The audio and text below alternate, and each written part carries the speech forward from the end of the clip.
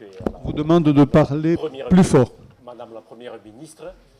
Je crois que c'est effectivement, ça peut être très transpartisan. On a vu au long des dossiers que les collectivités, et notamment la commune, c'était le premier bouclier, je dirais, à tous les niveaux donc, de la République. Voilà. Aujourd'hui, nous sommes impactés, et c'est vrai qu'à un moment donné, le bâti municipal, c'est le premier bâti de l'Hexagone, je dirais, au-delà de l'État, des régions et des départements même. Et donc on est fortement impacté, on le voit au travers des budgets. C'est la raison pour laquelle donc, je vous propose que nous faisions donc, une motion à l'adresse du Président et de la Première ministre sur le coût de l'énergie pour nos collectivités.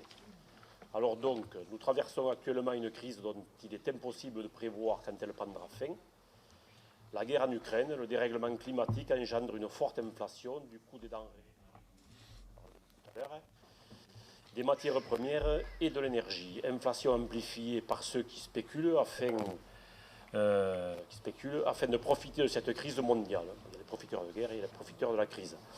Ainsi, nous allons assister à cette augmentation pour l'ensemble de la population des prix du gaz et de l'électricité, d'ailleurs des choses à venir pour l'année prochaine sur le gaz, dès le mois de janvier 2023, qui même, si elle est limitée par la mise en place d'un bouclier tarifaire à 15%, pour les particuliers et les entreprises de moins de 10 salariés, et un chiffre d'affaires maximum de 2 millions d'euros est intenable et injuste. Les collectivités locales, quant à elles, ne bénéficient qu'inégalement de ce bouclier tarifaire. En effet, seules les très petites collectivités de moins de 10 employés, ce n'est pas le cas de Carcassonne, et qui atteignent au maximum 2 millions d'euros de recettes sont éligibles aux tarifs réglementés de vente d'électricité et de gaz sur le même modèle que les entreprises.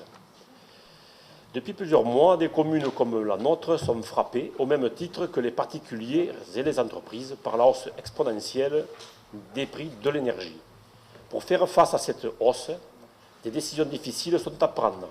Réduction de l'offre de services à certains endroits, décalage de certains projets d'investissement, puisque ce qu'on met dans le fonctionnement, eh bien, ça se répercute effectivement sur l'investissement.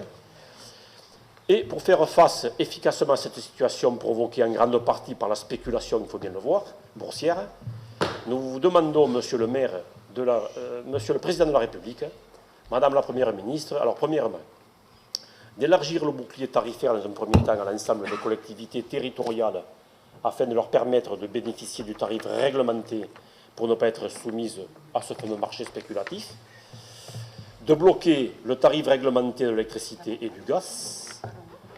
Troisièmement, de reconnaître l'électricité et le gaz comme des biens de première nécessité. On voit qu'effectivement, ça dépasse toutes les choses partisanes, c'est au vu au sud de tout le monde. De lancer une véritable transition énergétique, donc, afin de moins dépendre des énergies fossiles, et à terme de sortir le gaz et l'électricité du marché et fixer les prix en fonction de la réalité des coûts de production d'EDF.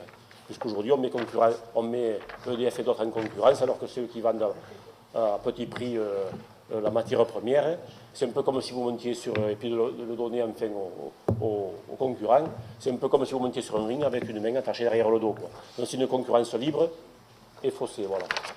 Donc si vous voulez bien mettre cette motion au vote. Bien, merci M. Belmas. Alors,